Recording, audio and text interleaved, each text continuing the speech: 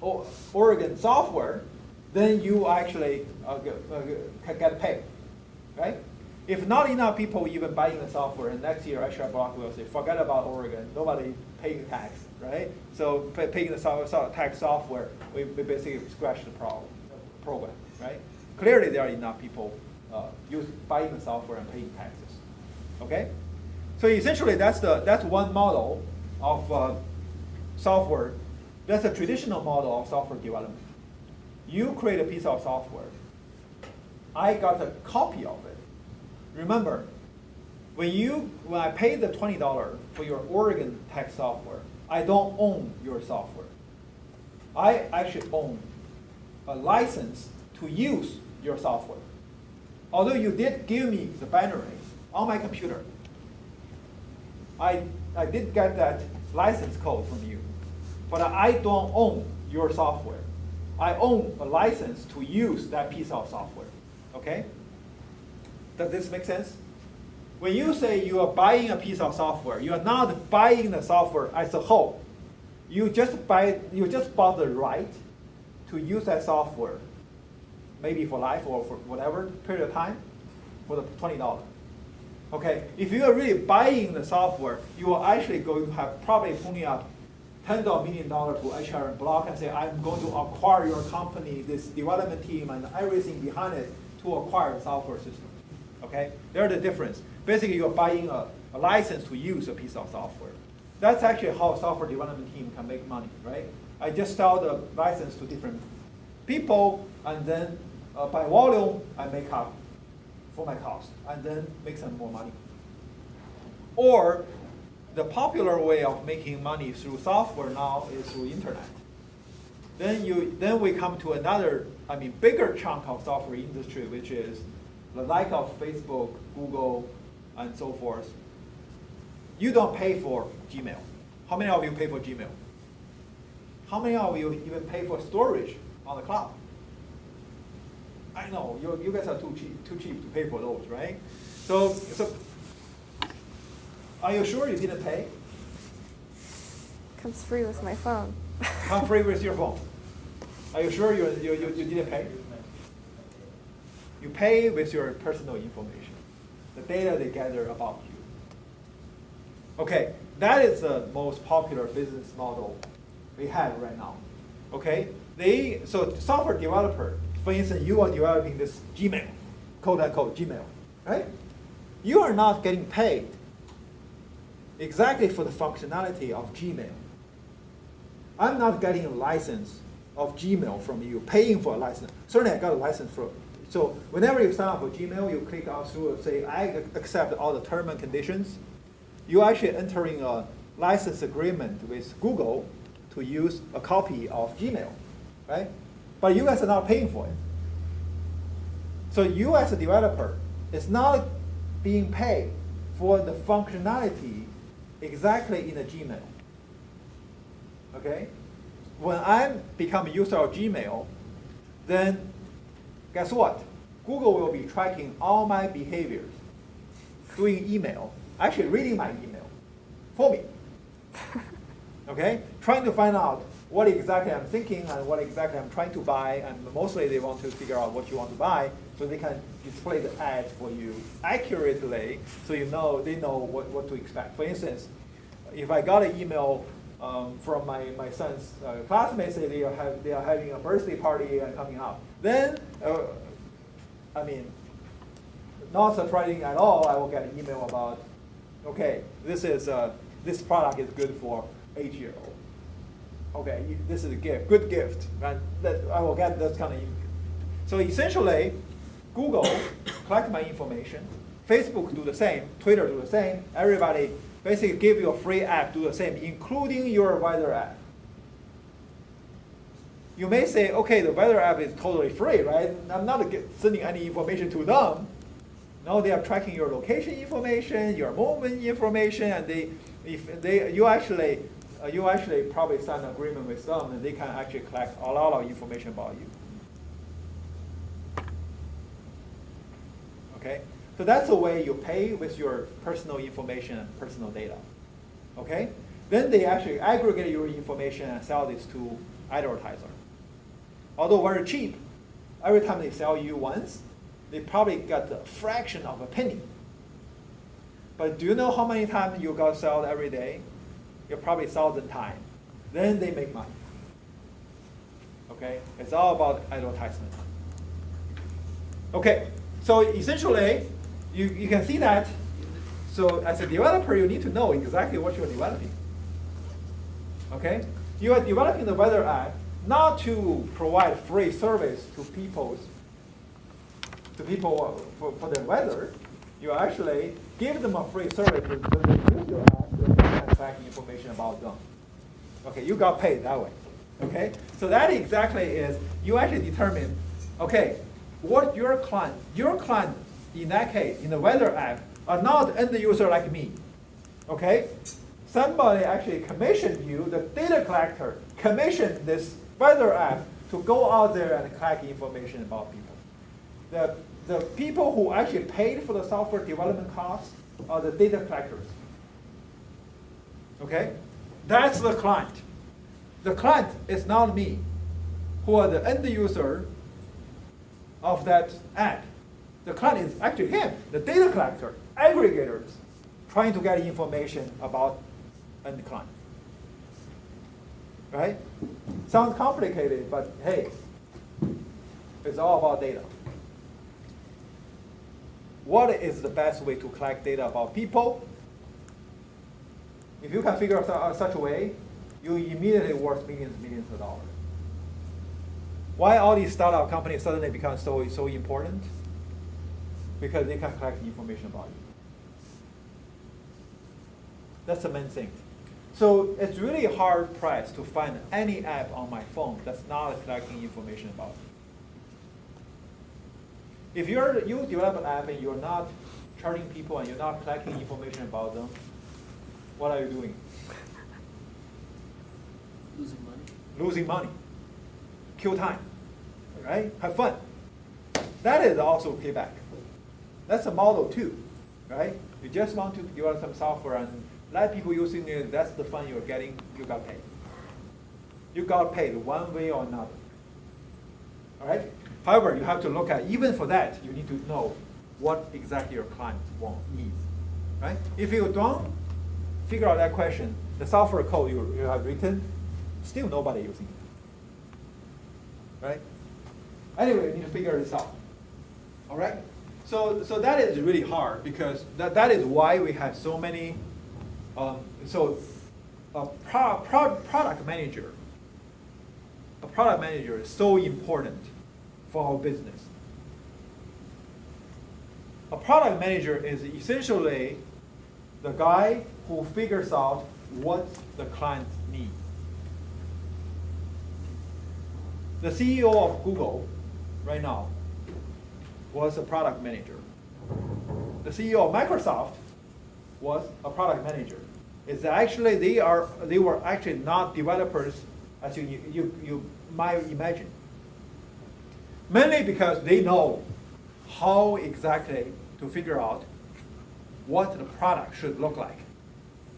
If you're building the wrong product, you're not making no money. Even if you are the best programmer, you're programming the wrong thing. Okay? So being able to figure out, okay, what exactly the client needs, okay, it's critical. Because that will determine whether you actually get paid one way or another, or at no pay. No pay, I think that only your interest can sustain that. How long will that go? Really depends on how strong your interest is. That will become your hobby. Okay? All right. So essentially, no matter what kind of development process you follow, this is the fundamental. You obtain the initial information from client, use that information to create a draft requirement. Then refine it by interact with your client. That's why we pull Haifeng out of my lab and have him as your product manager Do you know what he is thinking about that project now? Probably not. After reading that documentation on my website, you may be like 60% sure about what he is looking for, right?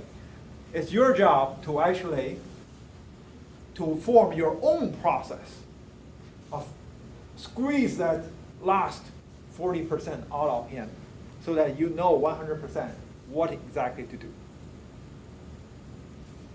Okay?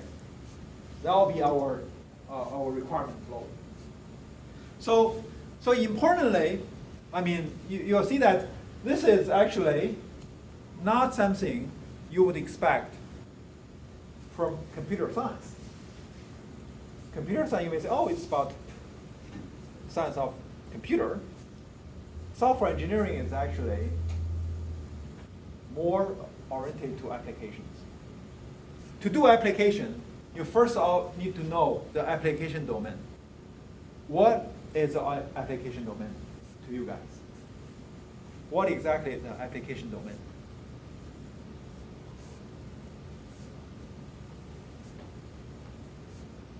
I mean, when you first heard about this term, what are you thinking? Application domain. The operating system that we're going to run the program on. That's more like the platform you're going through. I was thinking more like a mathematical domain, like the application. That's probably a little too narrow. Where a client's going to use the application? Exactly. Where your system will live. Who are you serving with your system? Okay? For instance, one application domain can be academic education, like the registration system you use to get into my class. Bandwidth. Who developed that software? No? It's actually, good. The guy who developed the software, he works at PCC. He teaches database development. Right. It's actually, they're actually provided by a big company, not just by one single guy. Oh, This, I see. a lot of places, a lot of academic institutions use the software. This is big business. You may see this in OSU, you may see this in UFO, you may see this in PCC. A lot of places use the same software. I would think it would work better then. That is the nice part, right? So you can actually make money with a crappy piece of software. Yeah, That's why do I big- have to look up classes to add and then sign up for them separately? Why can't I just click on the class I want to add? You can send a feature request to that company and see if they care about it. They actually have a cart feature now. They do. Yes. So essentially, you can see that, okay, suddenly, if we talk about this application domain, you guys become the expert. All right? So actually, this domain of higher education software system is actually a very valid domain. All right? Then you have, so how many of you have been to a mechanic shop or dealership? Do you know what kind of software they use? Sometimes it's like Something that legacy. was helpful. Sometimes it's like legacy stuff, like Windows XP. You also always have the text window and those kind of Yeah. thing, right? They've already upgraded to Windows XP? Actually, that software company is right behind us, called CDK Global. They have a building probably like half a mile away from us on 26. All right? So if you go to all the dealerships, no matter Honda, BMW, what have you, you'll see the same piece of software. Because that company, their market, their domain is actually all the dealerships and mechanic shops. They provide you the software. Essentially, price your product. So for instance, how much money they charge you for parts, how much money they charge you for labor, how much money they charge you for the whole repair thing, right? All these things are actually done by the software. That is called domain. Their application domain targets are all the dealerships, mechanic shops. What else can you talk about in terms of application domain? Now you know higher education serving you guys, that's the application domain. If you get your car repaired, that's the application domain. What else? Just operating system, like Windows would be the majority of PCs. That is the application domain. Unfortunately, there are only 3 operating systems people use now: Mac, Windows, and Linux. Right? That application domain is fairly small. However, way back when Bill Gates started Microsoft, that was actually a big application domain with many applications. But just that Microsoft crushed everybody, then we only have a few choices now. Until Google comes out with one. Until Google comes with your Android operating system to dominate basically your smartphone, and Apple maintain their own operating system for your pad, for the phone, and so forth. That is the application domain. But to work in that application domain, you only have a few choices. You go work for Microsoft, you go work for Google, you work for Linux, or you work for Apple, right? No, not too many other choices. There are the smaller operating system for the specific domains, but they are less known. What else? What else? You consider application domain. We have software serving students, we have software serving mechanics. What else? Well, software in the actual car. Actual car. That definitely is an application domain, right? You have software companies doing software for all the car makers. That is the application domain. What else? There are a lot of application domains. What else? Government, huge. Government is huge software business. Right? Your state government, your federal government, your tribal government, right? What have you? They have a lot of software demand. Okay? To work in that domain, you actually have to have certificate. It's not like you can just say, I'm going to shut up shop, I'm going to work for the federal government. Guess what? You'll be thoroughly vetted for years before you can even have first contract. What else?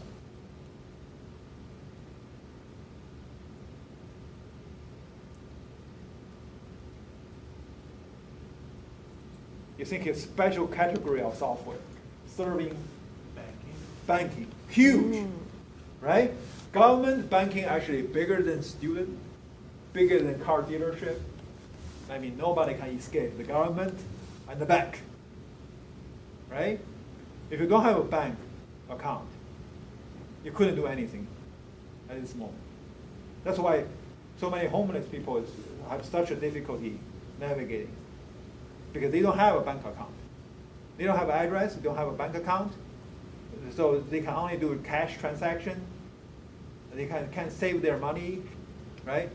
A lot of places they want, for instance, if you go rent a place, they want not only they want your money, they want your cash. They want your check, not a cash, right?